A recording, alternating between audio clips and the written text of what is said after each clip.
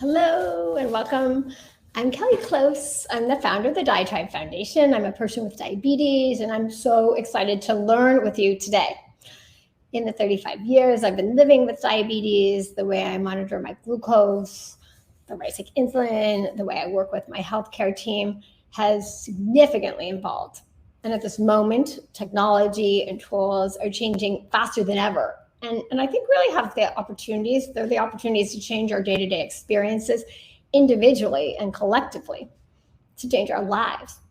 Today, we're bringing together a fantastic group of panelists to talk about what's available to us in 2021 to make living with diabetes easier, smoother, and better.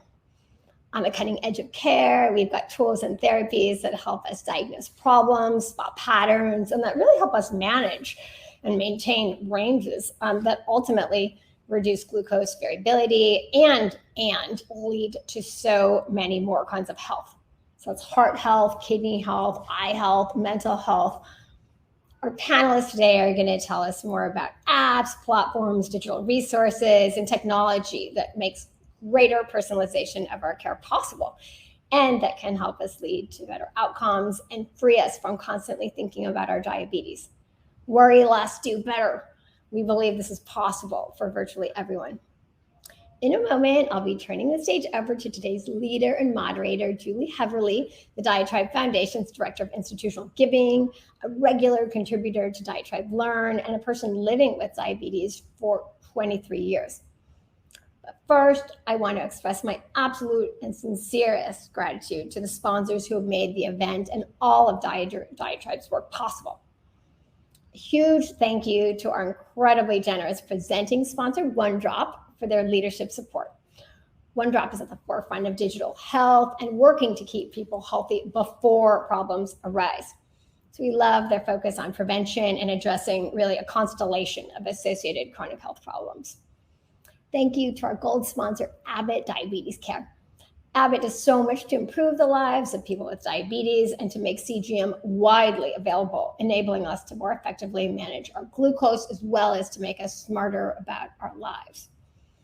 Thank you to our dedicated silver sponsors, Medtronic, AstraZeneca, Dexcom, Dombay, Lilly Diabetes, Novo Nordisk, Prevention Bio, Sanofi, Vertex, Xeris, and Zealand. It's now my pleasure to introduce Julie Heverly, one of the newest members of the diaTribe senior team. Julie was diagnosed with type 1 diabetes during her junior year at Washington and Jefferson College, and she's devoted the past decade of her career to improving the lives of people with diabetes. Before joining diaTribe, Julie worked in senior leadership roles at the American Diabetes Association, where she served as regional executive director and spokesperson. Her professional experience also includes working in government and community affairs and consulting with the Fortune 500.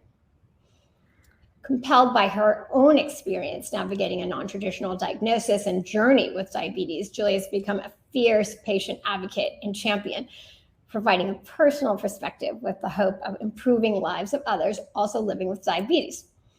If you haven't read Julie's articles on diaTribe.org, I highly recommend them. She speaks and writes absolutely from the heart.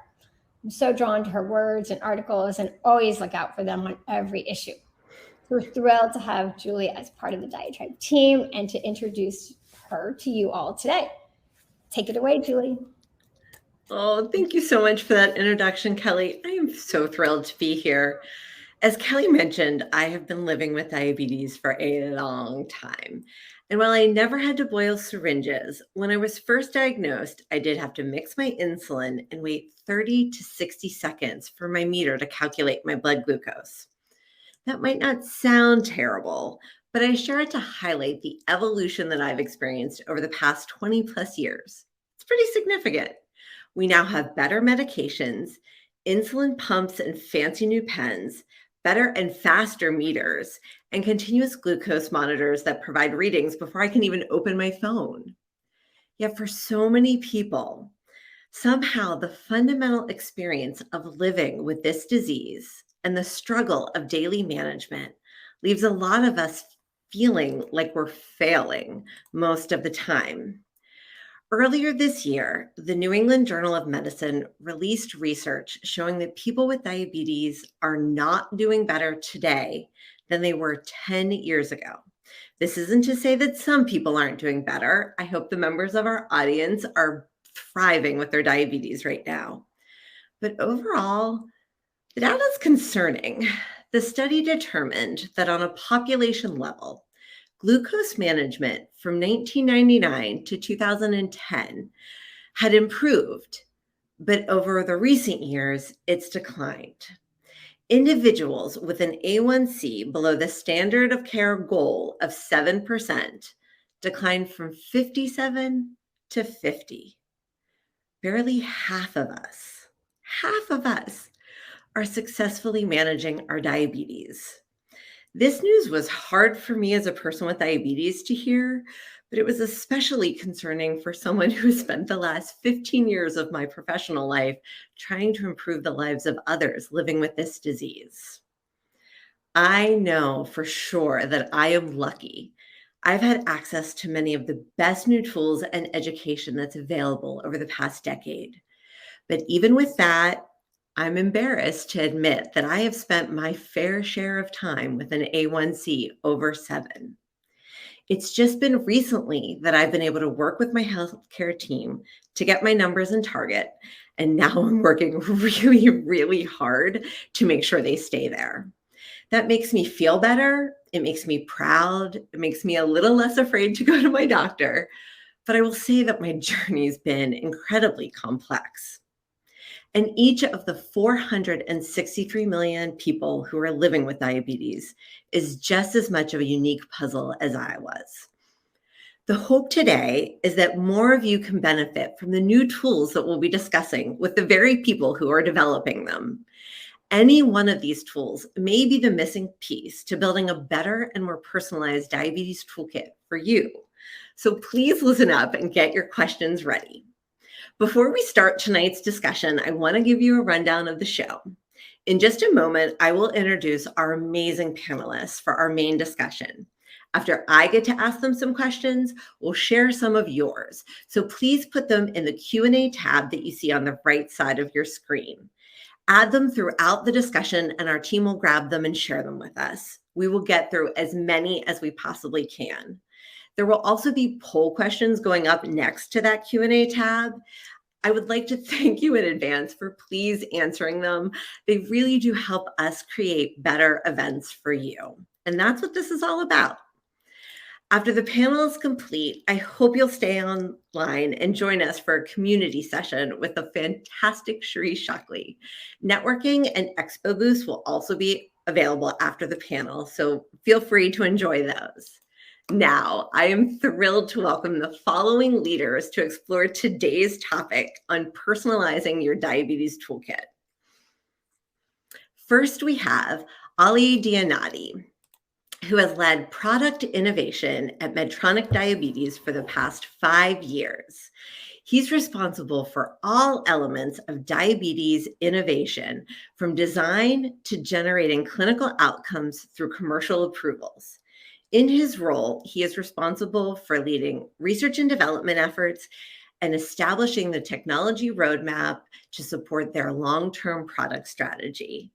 Prior to Medtronic, Ali served in roles of increasing responsibility at St. Jude's Medical and Boeing Company. Next, we have Michelle Lichtman, a nurse practitioner at the Utah Diabetes and Endocrinology Center and an assistant professor of University of Utah College of Nursing. Dr. Lichtman is conducting research on adapting and testing diabetes self-management interventions for the underserved populations, as well as the impact of technology-augmented clinical interventions on diabetes outcome. Her work is incredibly important so that all people with diabetes can benefit from the tools that are available to manage this disease. Also joining us today is Rachel Sánchez-Madhur.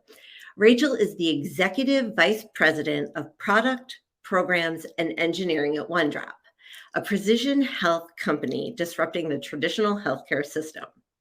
Before OneDrop, Rachel led a successful career in in intellectual property law and patent litigation. Joining OneDrop in 2015 as employee number 5, Rachel now oversees product strategy, road mapping, and execution. She draws on her own experiences living with type 1 diabetes to build person-centered, data-driven solutions that she believes will transform the future of health. Rachel is also a founding member of the Women at Austin Angel Network. Finally, we have Marc, who serves as Divisional Vice President of Technological Operations for Abbott's Abbott's diabetes business. Since joining Abbott in 2004, Dr. Taub has provided the company with his expertise on diabetes monitoring, research and development, and regulatory affairs. He has been one of the driving forces behind the development of the Freestyle Libre system, which has provided a new level of accessibility for continuous glucose monitoring. Marc is a published researcher whose work has appeared in numerous peer-reviewed publications. He holds a number of patents for devices and systems for diabetes monitoring. Welcome, everybody. Thank you so much for being here. All right, we're going to get started. Given the disturbing data of the smaller percentage of people who are achieving optimal A1C values over the past 10 years, I'd like to start off tonight's panel by asking each of you for a quick response to what you think the main barrier is that's keeping people with diabetes from doing better. Rachel, we'll get started with you, and then Marc, Ali, and finish up with Michelle. Okay. Hi, everyone. I think that the biggest barrier that we have really is the way that our healthcare system is structured today. And then on top of that, our expectations of what it can do for people living with chronic conditions. It's designed really to treat acute conditions and symptoms in emergency situations, but it's not really designed for continuous care. And when I talk about continuous care, I think what you really need is something that supports you, not just in blood glucose management, which, as Kelly mentioned earlier, and as you kind of hinted at earlier, is not the only thing going on here. Like, there are a lot of other factors. I recall a diaTribe article about the 42 different factors that impact blood glucose levels. And all of us have to consider all of those for every decision that we make throughout the day, because every meal, every exercise, everything is somehow going to be impacted or impact our blood sugars. So what we need is continuity of care, and the form that comes in is really something that fills in the gap between people's experiences at the clinic and the context of their everyday lives. As I'm going through day to day, hour to hour, without my healthcare team at my side, what support can I get to help me make better decisions and put me on a path to continuous health? And that's really what at OneDrop we're trying to do. Yes, that is so true. Thank you so much for bringing that up. Marc, what would you like to say is the barrier? Well, thanks, Julie, and thanks for having me here today, and thanks for Kelly for organizing all this. And those numbers are amazing. To think that the control of diabetes is getting worse over time. It really is. It's startling to hear that. It's terrible to think that. Especially considering all the innovations that have taken place in diabetes management that you named so many of them as we started over the past decade. They've really come to market, so many of them. But there still really is a problem with access to these technologies. For example, we know the one I'm most closely involved with at CGM, the use of it is associated with better glycemic control, and yet many people with diabetes don't have access to it, and really haven't had access to CGM until products like Freestyle Libre made this technology affordable. So given the progressive nature of diabetes, and if we don't make these innovations accessible to people now, to people who can benefit from them, we'll continue to see worsening of glycemic control in the decades to come.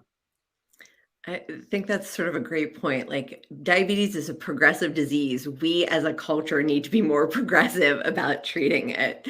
Ali, what would you like to add? Yeah, thanks, Julie and diaTribe, for setting this up. I agree with Rachel and Marc, but I would take it one step further and say, it has to be whatever technologically we bring forward has to be super easy for both people and for the clinician, because they're inundated with information on how to deal with everything on a day-for-day basis. And then more importantly, the outcomes have to be there. And clearly we're not seeing the outcomes over the last 10 years based off of the data. But the combination of those things, making it easy and getting the outcomes without creating new burden, is really what's going to drive those numbers the way that we want. And I think all of us now are, laser focused on making that happen. So quite frankly, people can forget about their diabetes. That would be a dream. Easier, simpler, better, effective outcomes. Michelle, I can't imagine that you would disagree with any of that. No, thanks for having me here. And I agree with everything that has been said, making sure that you have proper support outside of the clinic visits, making sure you have access, having a solution that is easy. All of those are really important. I think part of it is also that we need to make sure that we're providing an infrastructure of support at the healthcare provider level, at the family level, at the technology level that really supports an individual. And we know that not everybody has those support systems in place. So making sure that they can reach out to other people who might have diabetes as a support system to lean on, where they can learn new tricks and tips about diabetes, I think is also very important to everything that's been said already. Wonderful. Thank you. Well, as we have started to hear, a reoccurring theme is glucose monitoring. And to be honest, that's the core of successful diabetes management. Marc, Abbott is at the forefront of continuous glucose monitoring, and we know that it's producing great outcomes for those who use it. But we also know that so many more people could be benefiting from it. Can you please tell us who you think CGM is right for, including those who might not be thinking that it's right for them?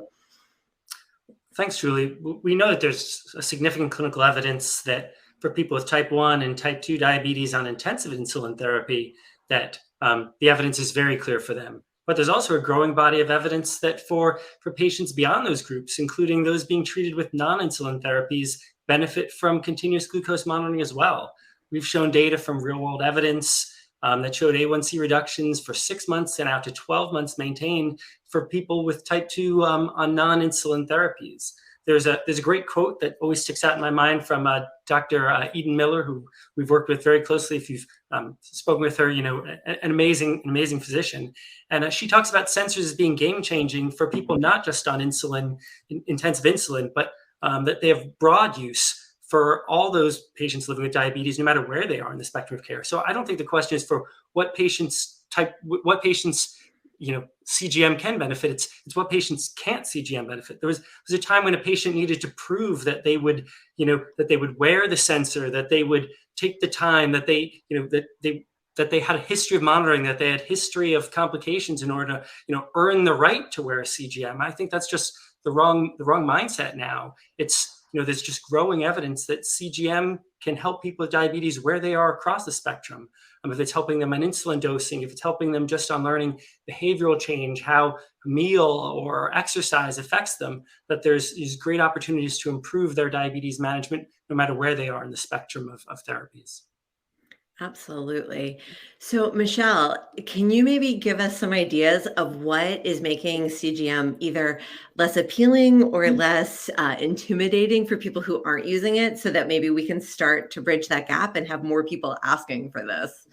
Absolutely. So to make it more appealing, a lot of people, especially those with type 2 diabetes, need to see more people like them, other people with type 2 diabetes on the device.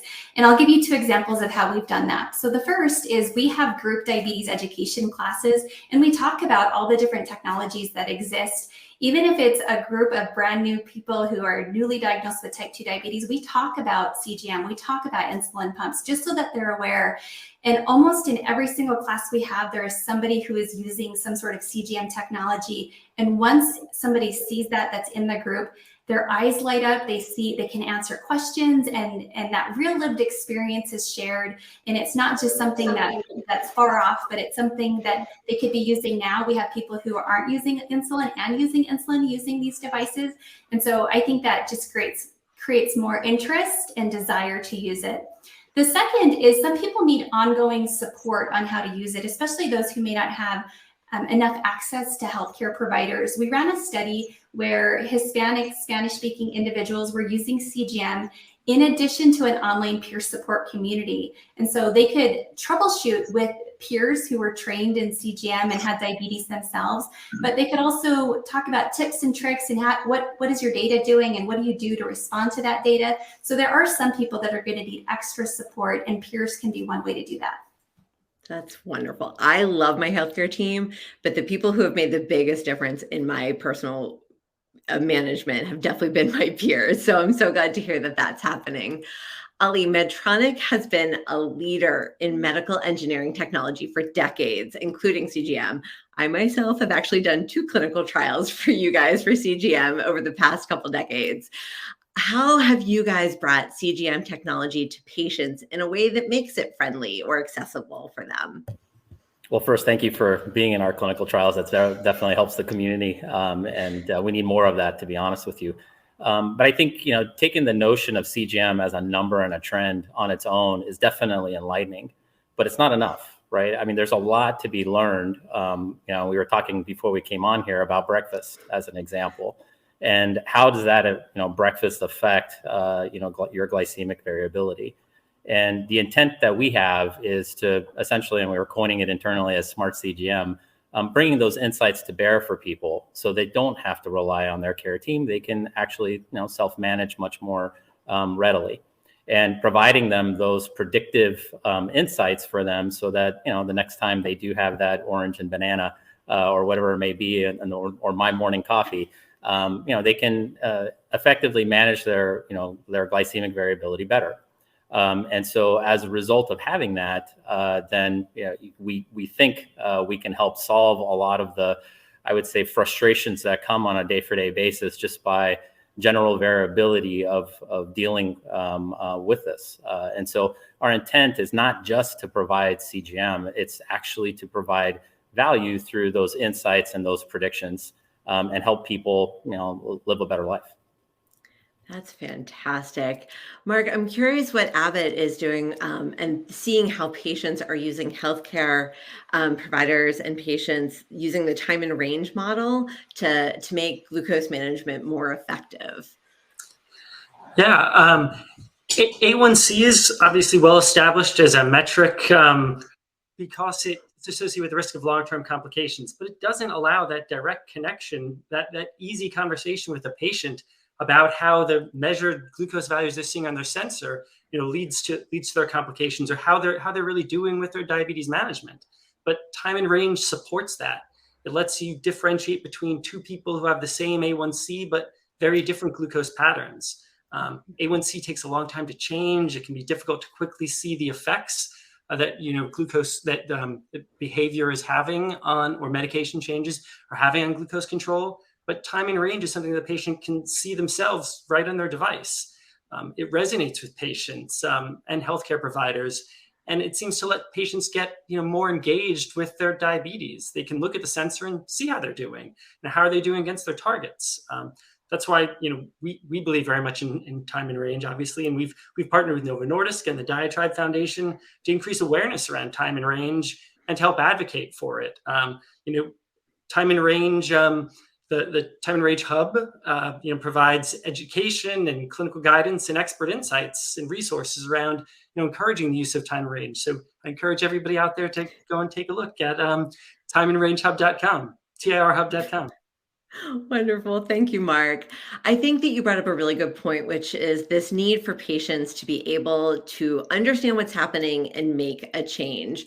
Rachel, OneDrop has actually, we've talked a lot about CGM, but OneDrop has made blood glucose monitoring, or BGM, really convenient and easy to use. And if a person doesn't feel that CGM is right for them, what do you guys think BGM offers to help people optimize their diabetes management? Because there's a lot of people out there managing through BGM.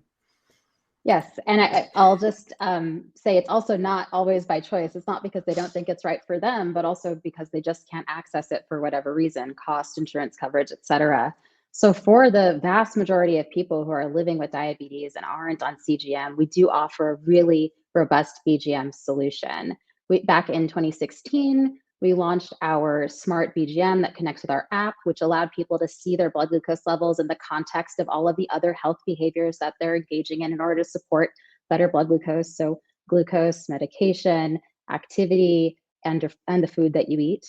And then not too long after that, we launched our blood glucose forecast, which essentially give you visibility into the future so you can see how the behaviors, the actions that you take now will impact your blood sugars over time.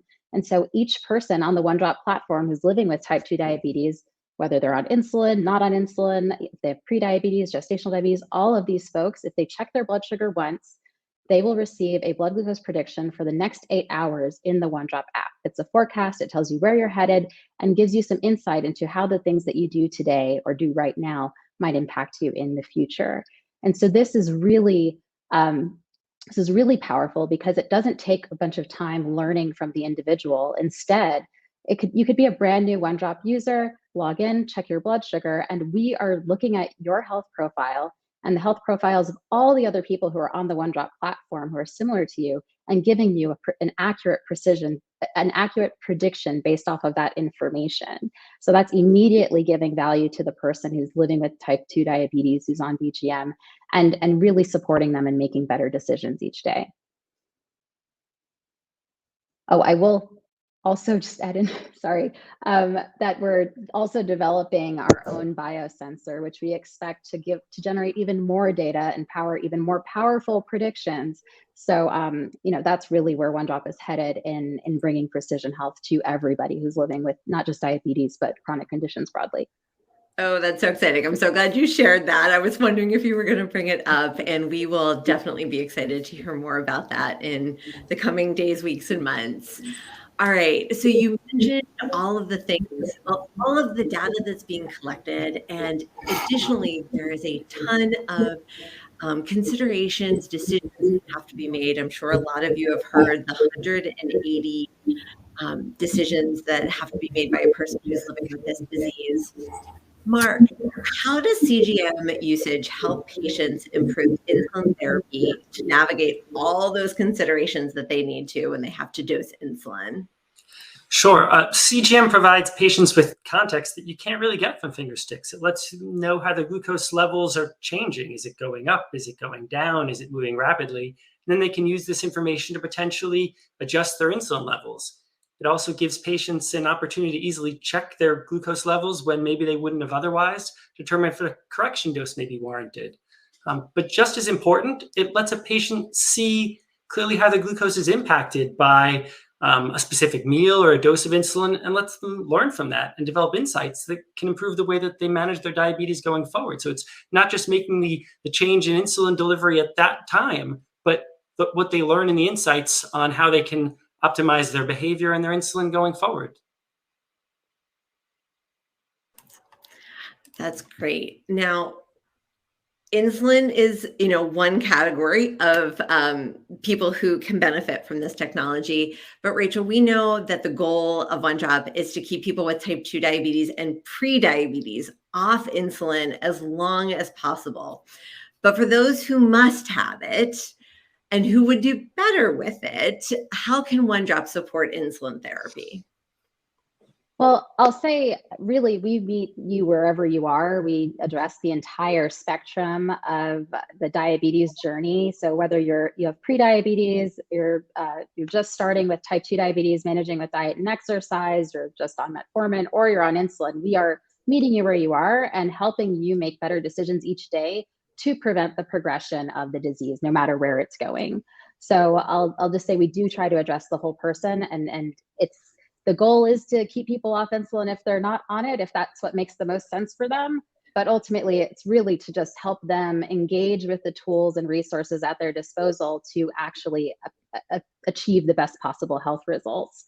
So if you're on insulin, we also offer support, the same support that I was describing earlier, which is in the form of blood glucose forecasts and predictions. Every time you take insulin and record it in the OneDrop app, that information is being used to deliver a more accurate prediction for where your blood sugar is going over time. And we also provide coaching around insulin. We have real life coaches available on the platform, and they're there to support you in all of those hours outside of the clinic, filling in that gap and being that trusted source of information and guidance because they have access to your data, access to all the latest evidence out there that can help them inform a care plan for you. And so if you're on insulin, you are well supported through both blood glucose predictions and the coach and the broader platform where you're able to see all of your data, the context in context of all the other things you're doing to manage. That's fantastic.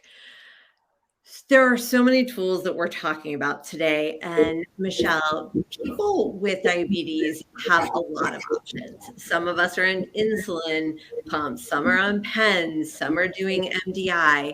Can you give us an idea of how people are how people are treating what you're seeing that's new, what's different, what's exciting? Because, I know, I signed up for one form of therapy and then that's what I've been doing. But I know that there are new tools out there that we want to know about that could be better options for us.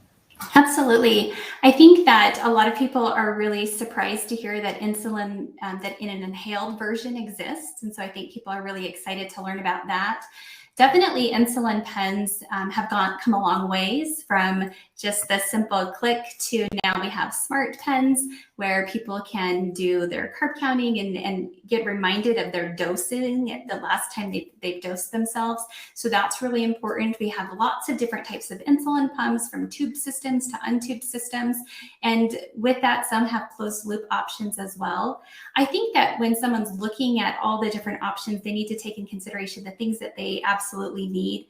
And one of the things that we've done is sometimes we do a couple of things off label just to mix and match somebody's needs. So for example, if somebody has high insulin use needs and might benefit from a concentrated insulin, we have in some instances put concentrated insulin in insulin pumps. Of course, we are very careful about this, and it is off label, but we've done that, and we've put U500 in insulin pumps, we've put U200 in insulin pumps, and the calculations to get there, you have to work with somebody very carefully, but I think we just need to meet patients where they are, but the most important thing is to tell everyone what the options are so that they can pick what's right for them. I completely agree. Ali, Medtronic has been at the forefront of both closed loop systems and smart pens. At diaTribe, we have spent a tremendous amount of time covering insulin pump technologies and advances with the closed loop insulin delivery systems. But we realized that insulin pumps aren't for everyone. What can smart pens do, and what considerations should people with diabetes be thinking about when they're thinking, do I want to do insulin pump? Do I want to do a pen? What are my options, and what's the best outcome for me? Yeah, it's a great question, and I think maybe starting first from the why on the smart pen. We've been working on closed loop for a long time, and truth be told, to your point, it's not for everybody. And though it can do a lot, there's no doubt about it, especially, against these 88 guidelines that we started against. It still comes with, its own intricacies and being, quite frankly, connected to a medical device. And so for those that don't want to do that, the advent of the smart pen is really the way to do that and manage better, because instead of logging your doses, it automatically does that for you and helps you titrate. And so as a result of being able to get that titration through, you can get better outcomes, maybe not as good as a closed loop system, but we can also connect the dots in terms of a lot of the work that we're doing on the closed loop side and apply it. So these predictions that I was talking about apply directly, trying to make sure that we help people with how they are dosing their insulin in terms of, not only bolusing, but corrections is important. And then last but not least, the most common thing that we see is people forget, and so, not forgetting is a third of the problem. Who are we kidding here? And so when we see, a lot of glycemic variability, it's as simple as, life happens, and these things, you need to pay attention to, your child at the soccer game, or have to make sure that you're driving from point A to point B and it's not the right time, to dose. But at least having the reminder to still do it because you've moved on and forgot about it is a big deal. And so that's where I think smart pens can really play a huge advance for people. especially noting that not only do they get the benefit of this, not forgetting, but they get the benefit of optimizing, which, in this day and age, we know that, just basal titration by itself is an art form through our healthcare professionals. And we can help with that too. And so it's all of that, kind of putting that together in a way where, sure, it's never going to be as good as a fully closed loop system, but we can help with carb counting, we can help with meal management, we can help with corrections, and more importantly, we can help with titrations and not forgetting. And so that's where it's at in my mind with InPen.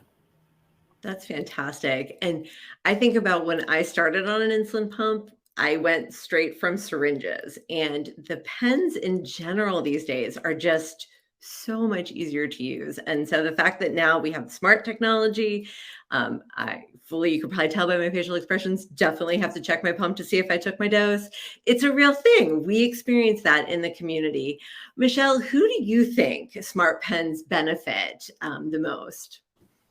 Well, Ali alluded to some of this earlier, but somebody who might forget a dose and needs to be able to double check, I think is really, really key. Also, I think it's important to know that people with diabetes aren't automatically mathematicians and can calculate every single dose that they need. And so just having that extra support of being able to plug in a couple of numbers and then have an insulin dose pop out that you can deliver, I think is really important. So just the ease of use from a math standpoint, and then also being able to remember what that last dose you took was. Absolutely. My English major self, not a mathematician, so appreciative of the technology that does the work for me. Well, as we've been talking about, blood glucose management is one thing, medication management is another, but diabetes management as a whole is even more than those things. So we need to talk about behavior, and we're going to talk a little bit about support and coaching. And Rachel, this is really when I'm going to turn to you. You have been talking about some of the great coaching that OneDrop does. And there's so much happening in the world of diabetes apps and online coaching services. Can you explain to us just a little bit more in depth on what people can actually get in a coaching app and how they can support us living with this disease 24/7? Absolutely. Really, the goal is to, through coaches, get the same support that you would get in the clinic, but really getting it in an accessible format where it's in the context of your everyday life, as you're going through various experiences, many of which you won't remember to ask your doctor about the next time you see them. This is empowering you in the day-to-day to have that additional trusted source of information that understands your context and everything you're dealing with and can see your data and give you, nearly real-time advice on what to do next. So our coaches at OneDrop are credentialed. We've got registered nurses, registered dietitians, diabetes care and education specialists, and they all really come together to deliver an experience that gives people confidence that that you can have this place to turn to that is not Dr. Google to get information in all of those moments when you're just totally lost and don't know what to do next and kind of burnt out and just trying to figure it all out. Coaches are the human touch in our platform because we offer AI-powered support as well. We want to offer, data-driven decision-making support auto-magically all of the time. And coaches really provide that warm blanket of support all around all of these things that you're doing, that human, that person that can really, if you're looking at the insights that you're getting and you still don't really understand where they're coming from, you can talk to them and get that additional confidence in the information that you're getting. So in terms of what can people actually get from coaching, just to bring it back to answer the question, just about anything. Our coaches, they can help you with those very data-based problems, but they can also help you with kind of the social side of things, the softer side of things. Let's say you're dating someone new and you wanted to understand, how you might approach telling this person that you have diabetes. Or, you just got pregnant or you're trying to get pregnant, or you just retired and you're not working anymore and you're confused about how this is going to all work because your whole schedule is changing. Like there are so many things across the entire journey with diabetes. It's once you've got it for life. And so as you're going through and navigating all of these different time periods and stages of life, your coach is there to help you. I mean, we expect, I think, far too much of ourselves as people with diabetes. Speaking personally, I've had diabetes for 27 years. And it's only recently that I realized that I didn't have to carry all that weight all by myself. And that it's kind of a crazy expectation that we're managing this all on our own all the time. So I think a coach is really there to provide that extra layer of support, that very needed support that people who are recently diagnosed or have been living with diabetes for many, many years will always need on an ongoing basis. Thank you for saying that. I think those of us who are patients tend to forget what a big burden this is, even though we feel it all the time. And just hearing that acknowledgement is so powerful. And I just was chuckling to myself because when you mentioned the getting pregnant, when I got pregnant, I told my husband and then my diabetes educator. That was literally the order, because I was like, this has to be healthy. This has to be good. And so that's how critical care is for patients. And these online resources, these apps and these tools have become incredibly invaluable to our community of patients. So Marc, Abbott has LibraView, which assists healthcare professionals, and Link Up for caregivers. How can families best utilize the information they're getting to enhance their visits when they go meet with their healthcare providers? Yeah, thank you. So data flows directly from the Libre sensor to the Libre Link Up app when the user, so the Libre Link app, the Freestyle Libre Link app, when the user scans the sensor, and then it goes directly to the LibreView cloud. So HCPs can see the reports, and you can actually look at the reports yourself. But the data goes, once it's up in the cloud, in the LibreView secure data cloud, it's available through Libre Link Up as well. So as a caregiver or loved one, if I'm following someone using a Libre sensor, I can see when they scan. If they're using a Libre 2 sensor, I can see when they receive an alarm, a low glucose or a high glucose alarm directly on the Libre Link Up app. So what this means is that I can have the peace of mind as a parent that I know how my child is doing at school as they're scanning their sensor. I can have that peace of mind anytime that I know that they're doing well. But what it also means is that the data is directly into the LibreView cloud. So when a patient comes into an HCP office, the data is sitting right there in LibreView in that healthcare provider's office. They don't have to upload a device. The data is already there. And this works well within the office workflow. And recently we started working with a handful of partners like Health Partners and the International Diabetes Center to integrate glucose data directly into the electronic health records, making it even easier for access by physicians. And we know that if it's easier for physicians to access that data, that it'll ultimately lead to better diabetes management for patients. At least that's the hope there. So, we're working very diligently with our digital health tools to make it easy for loved ones to follow the patient, as well as the caregivers themselves to see the data, to have it where they want it, when they want it, without having to go through many steps to we've all seen the pictures of the offices with the tangle of cables to download devices. What's wonderful is digital health tools is the data is where the physician and the healthcare team needs it to be when that patient gets to the office, or when they're not at the office, and supporting remote monitoring of the patients. Because again, the data is in the cloud, and the healthcare team can look at it as they need to follow up with their patients. Yeah, it's definitely been a game changer for, I know, so many people. Ali, I want to come back to InPens because I think that because they're so new and they're, smart pens are such a new tool in this space right now. So I was hoping that you could share with us sort of how the InPen app works, because I know that there's a lot of functionality that goes into that, and sort of what you envision as the near-term potentials and how it could fit into a patient's overall toolkit. Sure. I mean, it's actually super simple. You basically connect to the pen, and then from there on out, your doses are monitored. It also even monitors whether or not you cleared the needle as well, and doesn't count that as your total inclusive in your dose. It carries your active insulin time as well, so that you don't go ahead and double up and have a bad day going low. And then more importantly, it connects to CGM and integrates all of that together so that, titration and deciding, how to do the math and calculating what your bolus needs to be is super simple. As I had mentioned, it has these bolus reminders in there, and then it also reminds for corrections as well. So if it sees somebody going high, it'll let them know that it's probably a good time for a correction as well.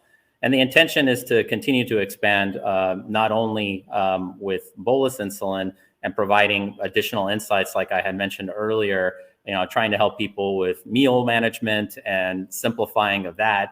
It already has 3 different ways, to input what you would like. You can go small, medium, or large.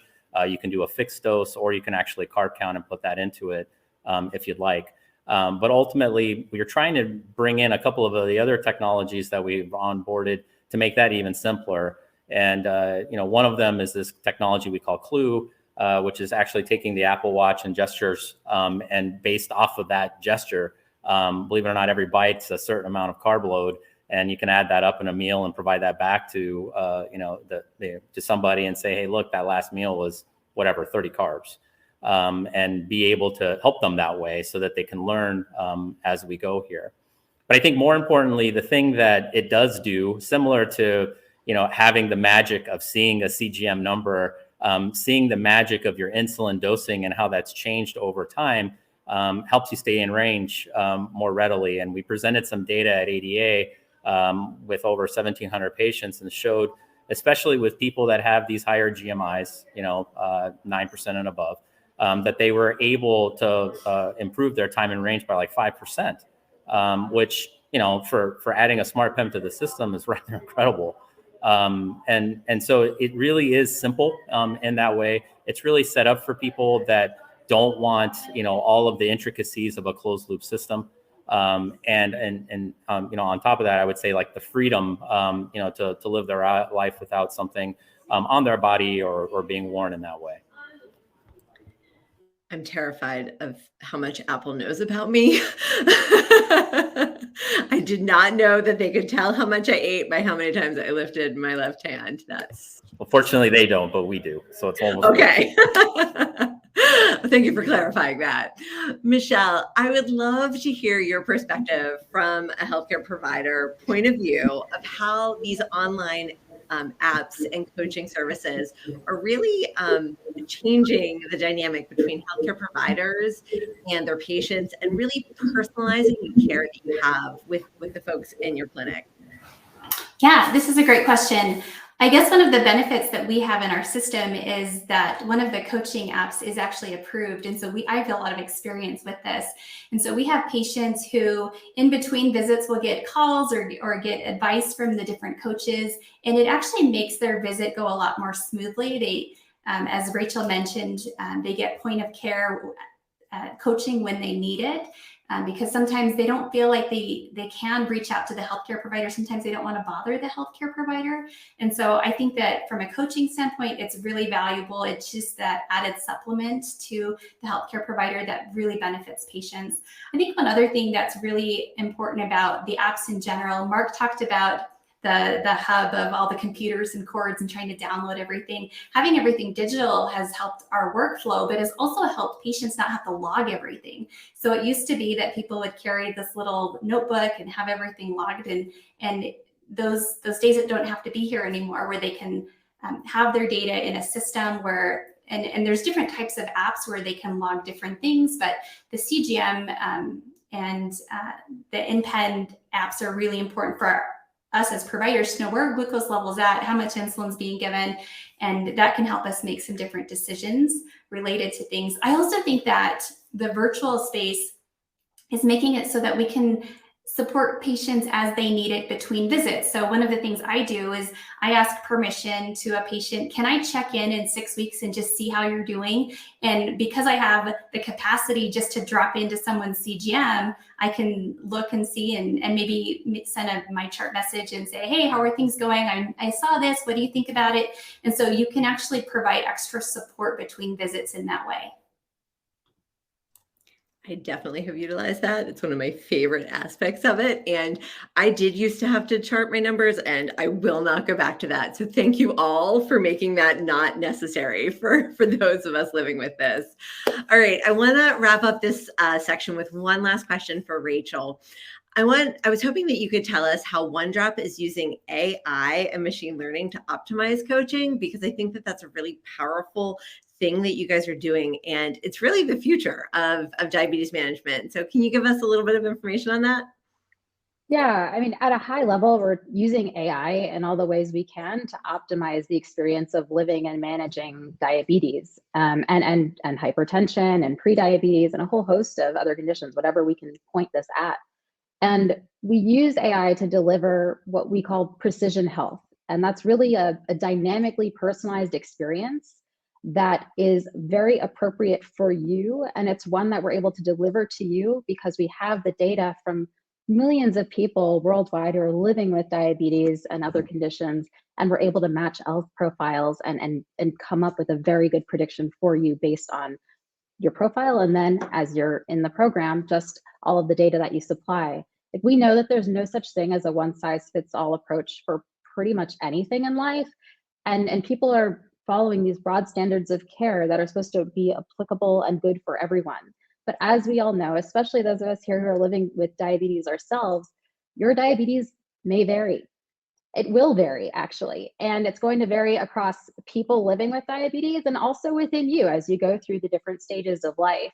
And so what precision health, what a dynamically personalized AI-powered experience really allows for, whether it's being delivered through coaching or through automated decision support, it's really all there to accommodate for the variations across your life.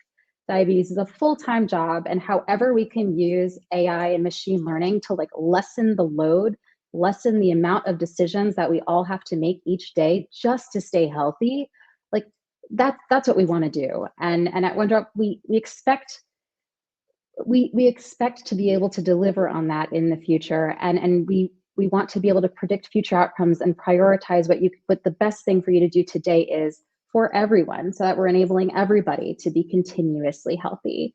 Too often we expect people to do things that really computers should be doing, and our goal is to eliminate all that stuff. So you're not really messing with all the details of the data, but instead you're getting the insights and support you need to make the best next choice to optimize your health for the long term. I love that. Thank you. Now, I love the idea of computers doing a lot of this work for us, but computers sound big and scary and kind of expensive. And we know that one of the biggest issues to any of these personalized tools is cost and coverage. There are so many barriers to consider. And it's not all just financial. Some of it, is psychological. Some of it is cultural. Michelle, I was wondering if you could sort of share with us some information about non-financial barriers to the latest diabetes management tools. You see this a lot, I'm sure, with your research. And so, what can be done to make these tools available to everybody? Sure. So first, I think we need to think about where most people with diabetes are taken care of, and that's at primary care. So making sure that primary care providers are well aware of all of the different options that exist. The second thing, my work really focuses on different abilities. And I think one of the things that we need to consider are linguistics. So are all of the devices in different languages so that they can serve more than just an English-speaking population? I think we need to consider that there are deaf and hard of hearing people that live with diabetes, in fact, 11 million Americans. And so one of the things that we need to make sure of is, how are those alarms set up? Are they audible only? Are they vibratory? A lot of people who are deaf actually like flashing lights. And so is there a way to link that in to a receiver or a PDM, or is it that an app has the capacity to be able to do that within a cell phone? And then another thing is vision. I have had certain patients just pick a device based on the size of the screen or based on the lighting and the contrast of that. So we just need to take all of these considerations into play so that we can really provide as many devices to as many people as possible to provide options. Wow, I didn't even really think about all of those things, but there is definitely a lot to consider. Marc, Abbott has been leading the way in making CGM available and affordable. What are the other barriers that might be keeping people, from utilizing this and benefiting from these tools? Yeah, thank you for that, Julie. Our clinical and medical affairs teams are hard at work to remove those remaining barriers and ensure that the access to these life-changing technologies is at the heart of everything we do. It's the reason there's more than 3.5 million people using Freestyle Libre technology now globally, and more than 1 million of them in the United States. We have active clinical programs to build on the clinical evidence that exists today that demonstrates the ability for Libre to reduce hypoglycemia, decrease A1C, reduce acute diabetes events, and improve quality of life. And those programs range from randomized control trials to observational studies and real-world evidence in specific populations that are intended to provide even greater access to these technologies. And then, sort of like Michelle hinted at, our growing medical affairs team is working to educate providers and empower healthcare professionals, patients, payers, policymakers with information on the value of sensors and how sensor data can drive improved clinical outcomes and economic value to help remove those barriers and make sensor technology accessible to even more people with diabetes who can benefit from it. That's great. I think that, people who want to have access need to be able to have the access. And so kudos to you guys for all that you're doing. Rachel, I'm curious, what are some of the specific barriers that exist to people accessing online coaching apps? I'm sure that there are more people who would benefit from them, but maybe aren't utilizing them. Well, I mean, I think, of course, like there are barriers like access to internet access and also just being able to afford these solutions. But if you even look beyond that, what I see a lot of is just people not realizing that it's okay to reach out and ask for coaching. I think that similar to kind of mental health support, there can be some stigma around reaching out and asking for help. It's almost like people feel like this is some admission of defeat or failure. And, to the point you were making earlier about people with diabetes, feeling like they're failing all of the time. It's too stigmatized. And what I think we really need to do, all of us, I hope, and everyone here who's in attendance, is help to remove that stigma. Make it okay to reach out and ask for support, ask for coaching. It's okay to have diabetes. You're here, it's who you are. You're trying to do what's right for your health, whether that's reaching out and getting with a coach, taking your insulin, even though it may be something that you didn't want to end up graduating to. Like, it's just about making sure that people understand and internalize the fact that doing what's best for your health is a positive thing, and everyone should be supported in taking those actions and doing what's best for them. Oh my gosh, absolutely. I once heard somebody say, no one chooses to have diabetes, which means whether you have type 1 or type 2, gestational, prediabetes, nobody chooses that. And so empowering people to have access to make those choices that are going to improve their lives is critical. And I sort of love how this transitions to something that Ali and I talked about before, but I definitely want to talk to him about today, which is the idea that insulin pump therapy is a standard of care for type 1s. And it could be just as useful for people who have type 2 diabetes who are requiring insulin. What are the potentials for people who have type 2 to be using pumps and smart pens in more aggressive ways of managing their diabetes? I mean, I think it's inevitable is probably the way that I would say it. And I do think that it would help them a ton. I mean, truth be told, a lot of times they don't understand the details of what they're trying to do with their disease management. And to your point, it's not something that they ever wanted. And so the goal's got to be to make this as simple and easy for them, push a button and go kind of a scenario, so that they can have the outcomes they deserve. And so in our case, as far as it goes with the closed loop systems, and most recently we got an approval and launched our advanced hybrid closed loop system, which corrects and manages basal insulin at the same time. That is a somewhat of a ideal product for someone with type 2, even though it's not labeled. And we know that that's something that we're going to go after and make available through clinical trials and the like. And then similarly, as we had talked about on InPen, that is why we have those options that I mentioned in terms of a fixed dose, small, medium, and large, and the carb counting. It's specifically for those type 2s that would like that. So a standard bolus, maybe 10 units or whatever it may be for them. probably more, but nonetheless, they would be able to do that. And then, small meal, medium meal, large meal, they can get that pre-programmed either through their healthcare provider or based off of their experience and make those adjustments. But the intention, again, is to keep it super simple so that they can be successful. Just to help destigmatize it a little bit, can you share how many people or what percentage of people are type 2 but utilizing this technology? Because I think it might make people feel a little bit more comfortable with it, to Michelle's earlier point. Yeah, so the last time I looked at our CareLink data, which is probably the best real world evidence that we have on this, it's about 20 to 25% of our installed base. It's not small, and a lot of that is mostly pump only. Some of them have CGM as well, but it's a growing population. It's growing really fast, actually.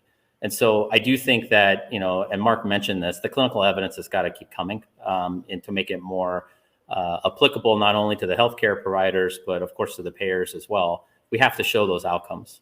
And then ultimately we've got to, again, make it just super simple for people so that, that as they get on, they feel better. And then as a result of that, their health improves and, the whole cycle kind of continues from there.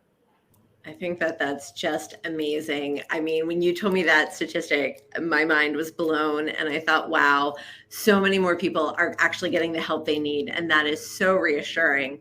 Michelle, I was wondering if you could give us some information about your experience introducing people with type 2 to the possibility of an insulin pump. You mentioned them coming to your clinic. Are patients interested? Absolutely. I think that sometimes they're surprised that it's an option for them. I think when many of my patients, I talk about it, they think, oh, that's for type 1, or they especially think that's for children. And so I think just normalizing the fact that people with type 2, adults, can use insulin pumps, I think is really important. I think that sometimes we have to make some tweaks, like I mentioned a little bit earlier. Sometimes we have to use a concentrated insulin or even sometimes supplement with a basal, depending on how big the reservoir is and how much insulin somebody needs. But we're definitely moving a lot more people with type 2 diabetes on insulin pumps. That's fantastic. And I love that idea. Like, your diabetes does need to be personalized. Like Rachel said, not one size fits all. All right, we're going to actually start shifting to our Q&A from the audience. There are lots of people who are signing in, and I'm not sure if this question from Harry should go to Ali or Marc, but he's curious to know if there are any personal non-invasive glucose measuring devices available in the world, and if not, do you know if any are in development? I'm happy to take a first go at that one. Ali, so there's certainly been a lot of interest and an untold number of companies who have invested billions of dollars of research and development in non-invasive glucose monitoring. And it is a very difficult engineering problem to solve. Glucose levels are low. The glucose looks like a lot of other molecules that are present in the body. It's one of those things that, there will continue to be work done in this area. It's the promise of a non-invasive solution to measuring glucose is so attractive that it's something we continue to invest in as a society. But I think we've made incredible steps forward in terms of continuous glucose monitoring. In that the pain of inserting a sensor is so low now that I think that the barrier to using sensors is so low that I think some of the appeal of non-invasive monitoring is diminished now. There's certainly there's millions of different people with diabetes, and every person would like to have a unique solution for their management of diabetes. But again, it's a very significant engineering challenge to do non-invasive glucose monitoring, and lots of people have worked at it and will continue to work on it. I'm sure. Oh, go ahead, Ali. Yeah, I probably looked at 50 different companies that claimed they had one, and none of them worked, unfortunately. So, just to bring it back to reality of where we are right now, I think in the type 1 space, this will be an impossible challenge to get the performance good enough to dose off of at this moment. And the reason for that is similar to what Marc mentioned. Think of this sensor as having to get personalized to the individual because of skin tone, depth of skin, getting in there and understanding what it's looking for is, simply based on each person. And then more importantly, unless you're going to suture it onto your body, it moves every day. And as a result of it moving every day, that creates other dilemmas. So unfortunately, even though it's something we're all looking at, we view this as the holy grail and we want it. There's no doubt. But the work here is tough. It's not simple. I'll just jump in here really quick.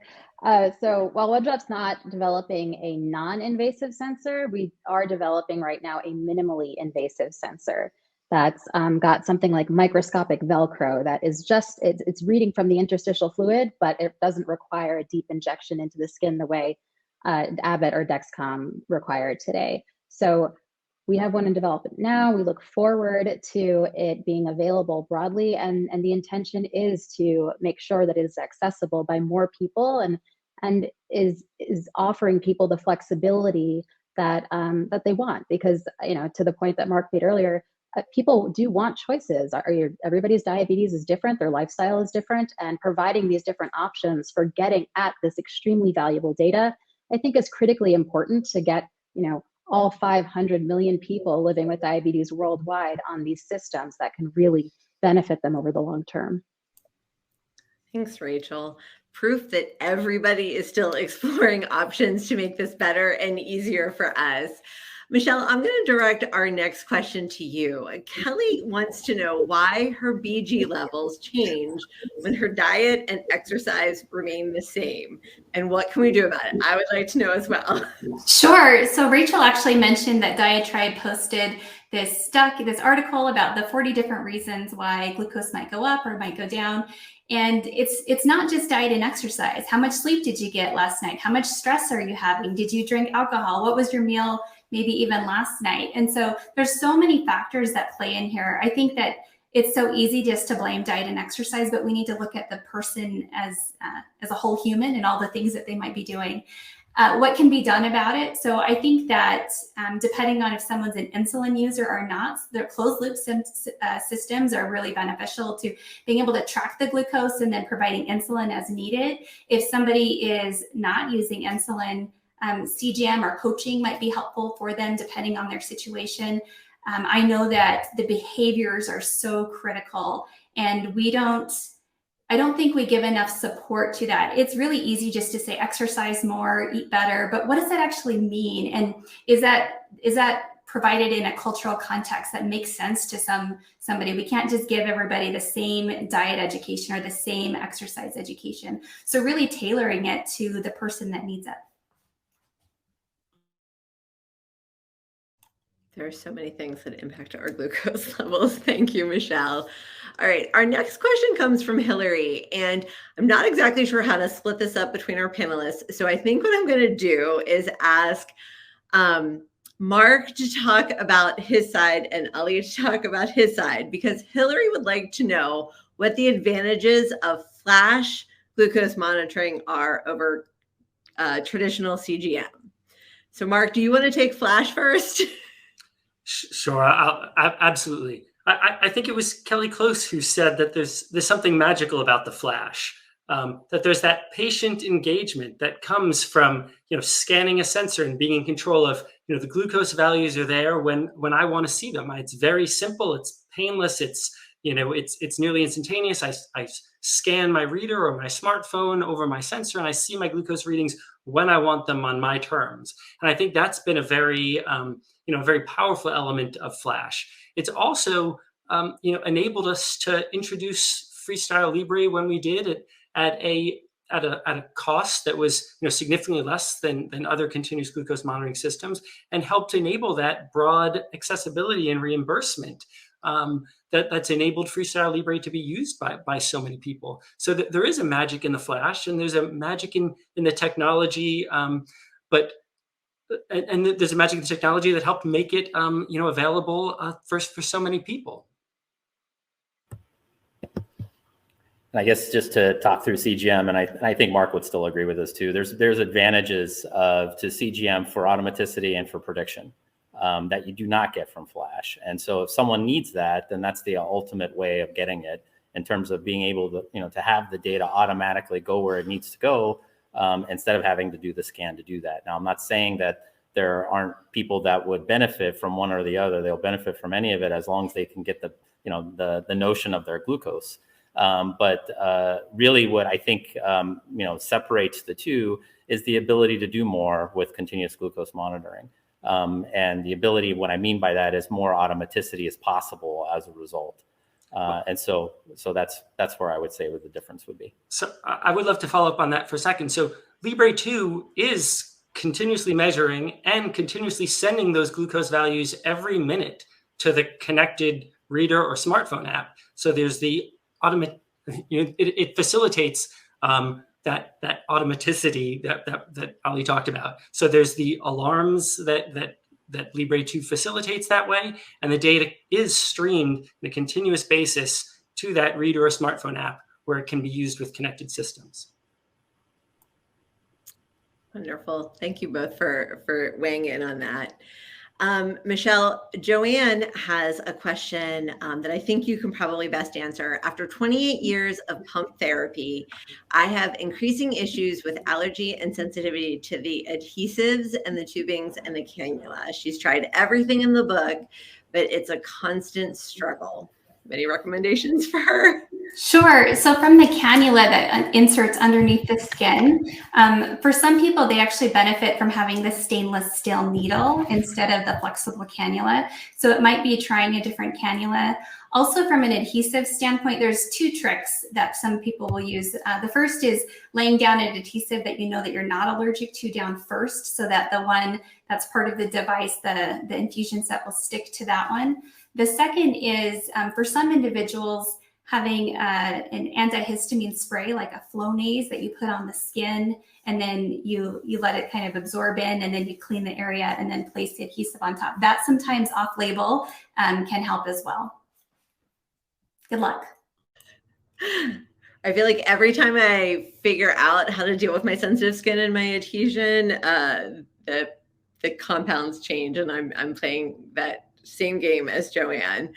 All right, our next question is from Kat, and I'm thinking that Rachel might have some insight here. So are there any good apps that integrate CGM results with meals and exercise log and analyze the impact of the food and the exercise with CGM results? Just one drop do that? Do you know of any apps that do if they don't?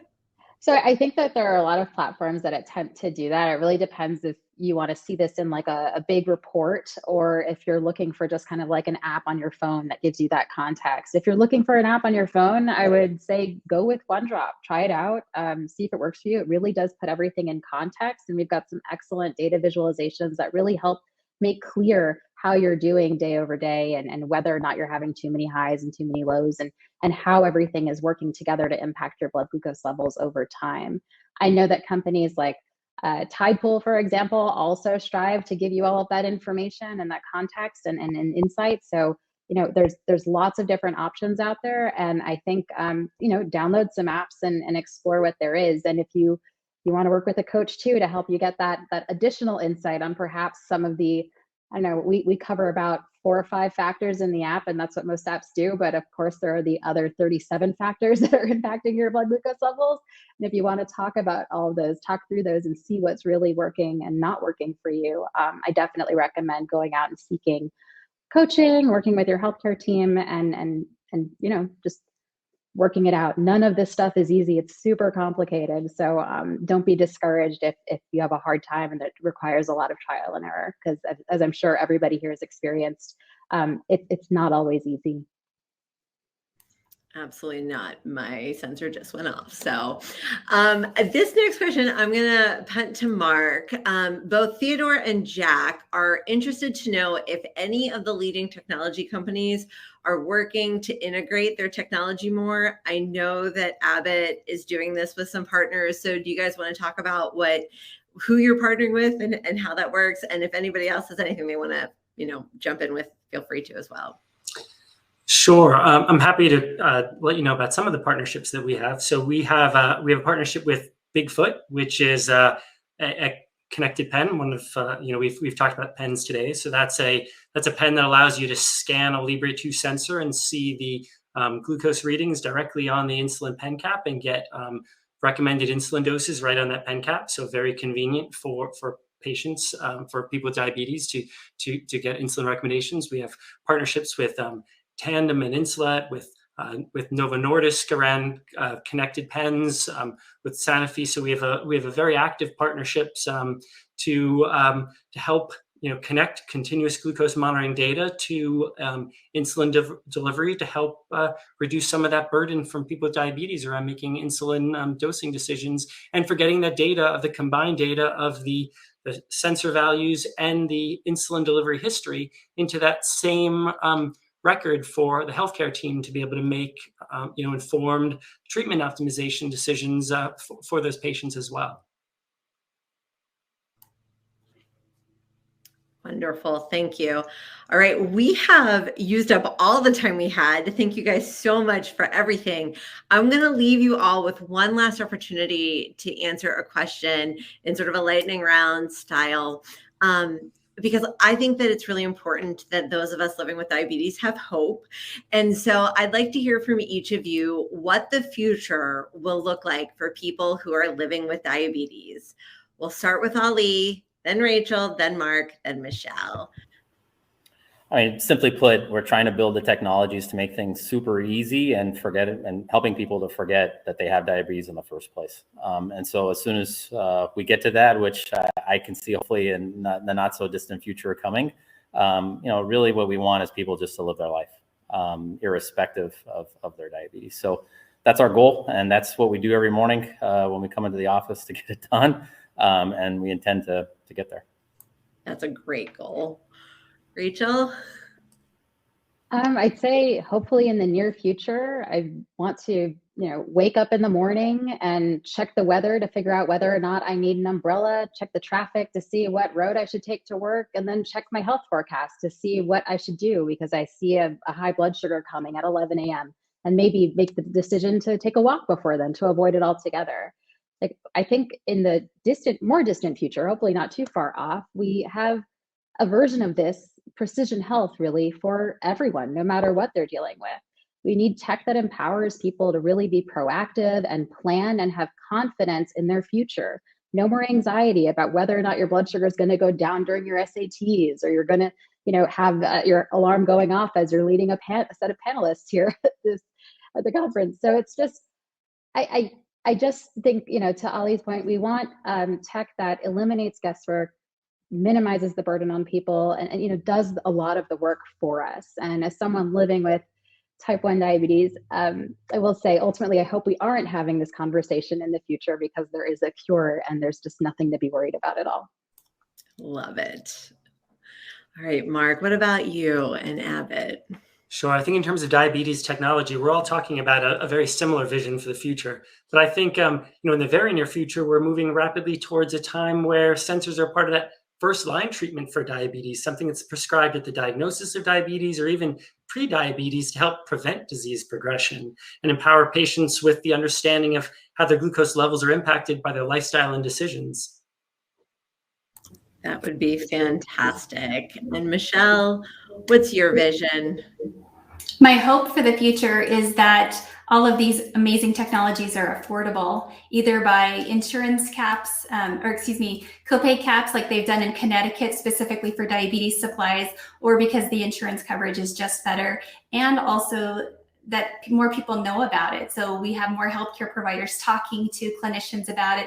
People inpatient know about these devices, so they're not concerned or worried when someone has to go to the hospital. They know what these devices are, and they help individuals use them, whether they're outpatient or inpatient. I love it. That's wonderful. I just want to thank you guys all again. I think this was a really great discussion. I really appreciate everything that you shared with us and your involvement in this panel. I hope that it was helpful to our audience, and thank you guys for your questions out there.